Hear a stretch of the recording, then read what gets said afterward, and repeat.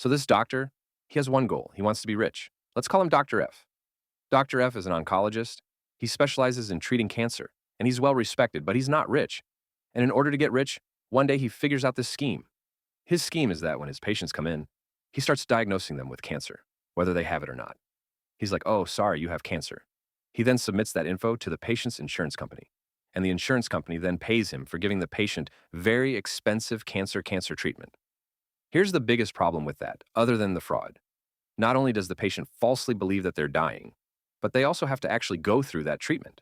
So then you've got a completely healthy person going through chemo, and chemo can fuck you up. But Dr. F, he doesn't care. He's going to be rich. To his credit, his scheme works. Suddenly, he's getting paid left and right. He starts telling more and more of his patients that they have cancer, and then they all start seeking treatment. So he gets even more money, and then he buys a 6,000 square foot house, and he expands his businesses. Now he has 7 locations. And then 6 years go by, and he's still running this scheme, and it is still successful. At this point, he's convinced hundreds of his patients that they have cancer when they don't, and then he's pumping them full of chemo drugs, and he's pocketing the insurance money, and business is booming. And finally, bam, Dr. F has met his goal. He's finally rich. Until one day, this woman, Monica, she comes in to see Dr. F for something. And of course, Dr. F immediately diagnoses her with cancer when she doesn't have it. And he tells her she needs to start treatment right away. Monica starts treatment. And after her first day of chemo, she feels like absolute shit. In fact, she feels so bad that when she goes home, she trips and falls and breaks her leg pretty badly in 2 different places. She goes to the clinic where she would normally see Dr. F. But this time, Dr. F isn't there. He's out of town on vacation.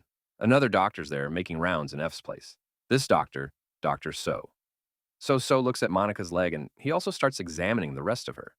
And pretty quickly, he's like, this woman doesn't have cancer. And later, he breaks the good news to her. She's not dying. She doesn't need chemo. And he advises her to never see Dr. F again. And that whole interaction makes doctors so suspicious. And he starts investigating, and he starts digging into all the patient's records, looking for more evidence that Dr. F is misdiagnosing people.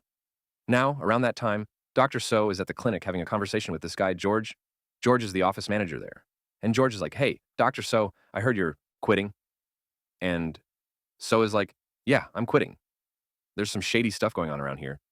So then George gets suspicious, and he starts investigating.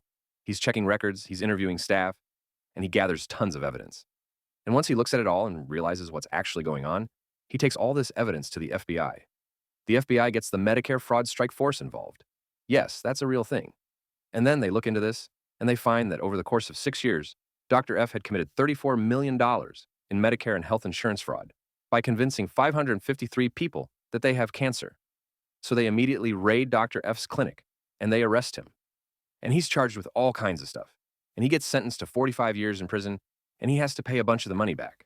All this happened in Michigan, so shout out to Michigan.